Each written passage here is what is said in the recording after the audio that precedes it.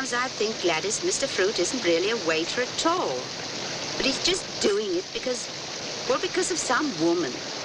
I can't get it out of my head he may have been cross, poor chap. Gladys, dear, no offense at all. Of course, I'm glad of your company. But you're not a great one for conversation, are you? Oh, thank you. Your car's coming down. Quite torrential again. Well, as I was saying, Gladys, he's a bit of a puzzle. There's something sad about him, lonely-like. I wonder what he's doing with his time off. Hope he's keeping dry, poor fellow. He's got such a sensitive look. But then he's such a nice type. Makes me want to look after him. He's a very nice type. Quite reliable, too, I'm sure.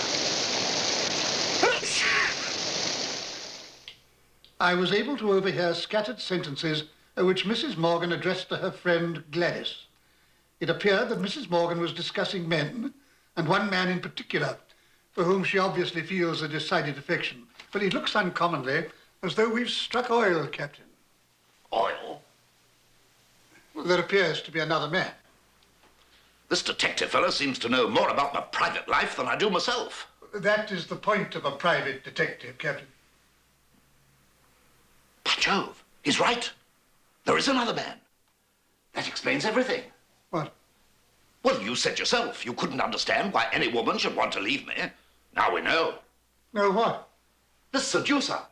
This foreigner with his big car and sleek black hair. You know who he is? Of course not.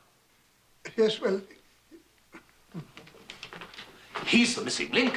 You see, she really loved me, but he swept her off her feet. She couldn't help herself. But Fruit's report merely states that a man is mentioned. Ah, but she left me. The inference is clear. Well, I'm afraid not. No, at the moment we have no actual proof of any relationship. Well, get it. Tell your Mr. Fruit to press on. This'll loosen your throat. If nothing else will. Well, thank you, Mrs. Morgan. Ought to take more care of yourself, getting soaked through like that. Now put your feet back in.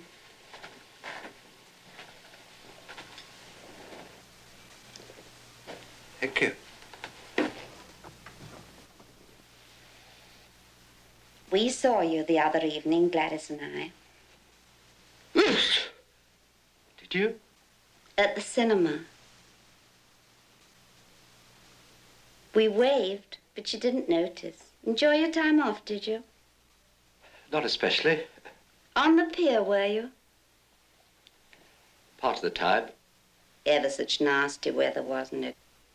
Mrs. M, do you really mean that since you left the captain, there's been nobody else? No. How about you, Mr. Fruit? Matrimony ever appeal? Just passed me by. It's too late now. Then we're both in the same boat. How? Both of us destined to be single.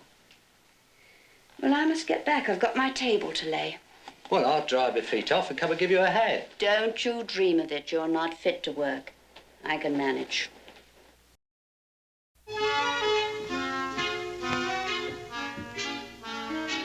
Wonderful. The way you've taken to it. Well, the fact is I'm relaxed. I'm at ease. You know, I've been thinking. Tomorrow is once more your afternoon off. Thursday again already? Does come round, doesn't it? So I was wondering... Yes? Well, I thought perhaps I might have the privilege. If you put it like that, Mr. Fruit. Oh, I don't know. I thought we might have a stroll to the Royal Pavilion. Perhaps a visit to the cinema. Oh, I shall enjoy that.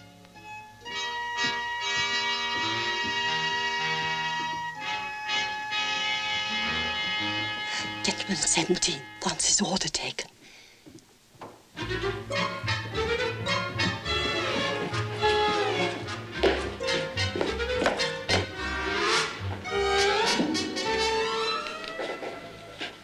Don't goggle at me. Pull yourself together.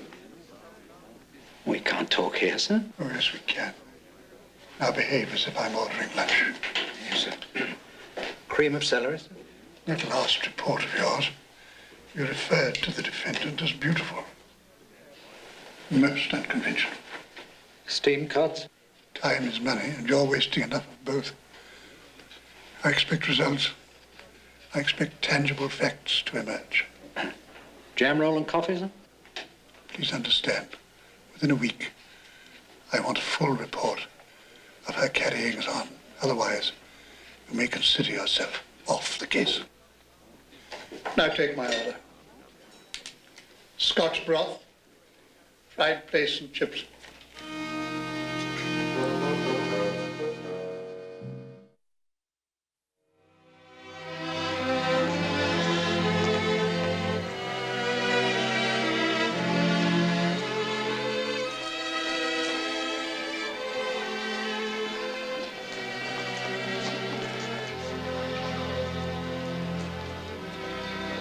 This used to be the royal dining room.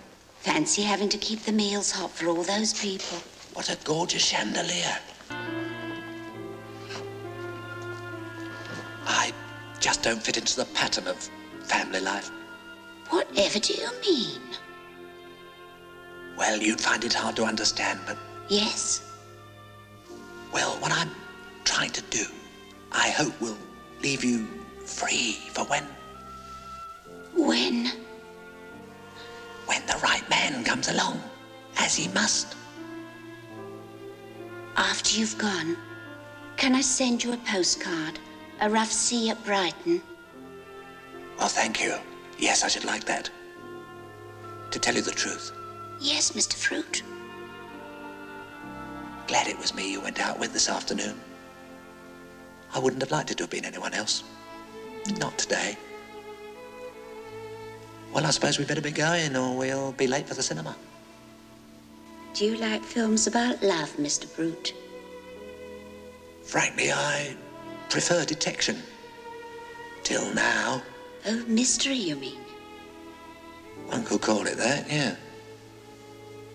Well, we better be going, or we miss the trailers.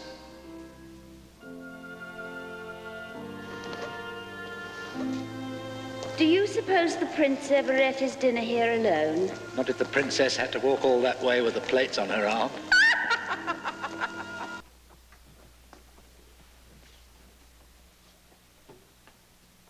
Good night. And once more, thank you. Thank you. Good night, then.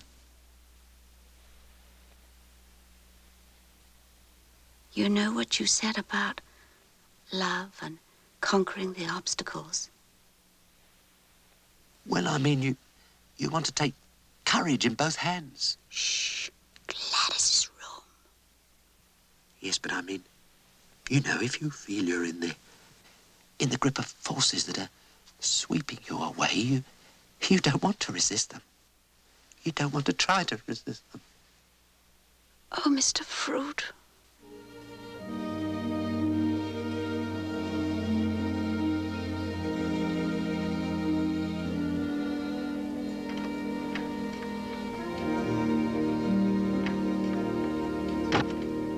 Mrs. Morgan, smartly turned out in a blue dress of some silk material, with white handbag and accessories, was first seen with her gentleman friend at the Royal Pavilion.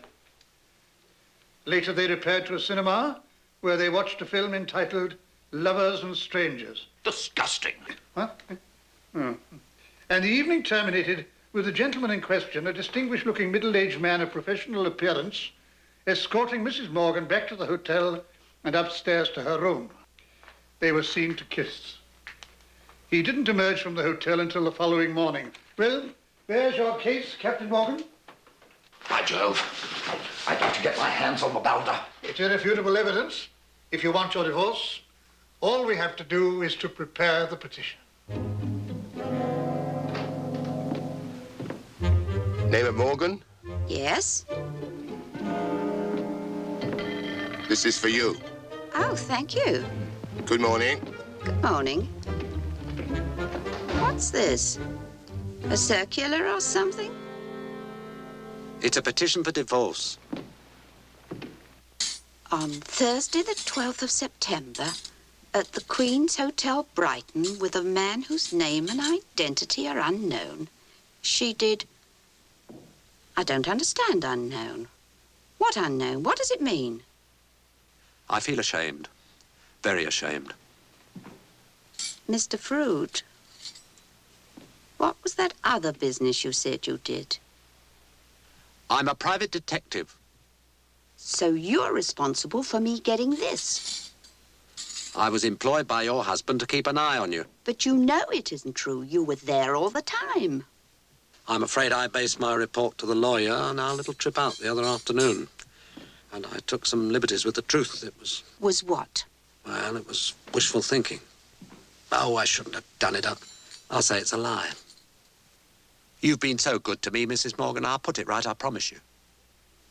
Suppose you don't deny it. But I must. The captain would divorce me and I'd be free again, wouldn't I? Oh, I expect so. To marry again. If you wanted to. I do want to. Any particular gentleman? You, Mr. Fruit. Well, I don't know what to say. Well, now, I've got a little bit of money put aside. We could put that down on a house. Well, I mean, I've got a little tucked away under the mattress. If you really think you could face the rest of your life as Mrs. Fruit? Oh, I'd love to. Let them think the worst of me. Let the captain divorce me. Oh, I will, I will. You really are the most remarkable woman. I've loved you from the very first time I was put on this case.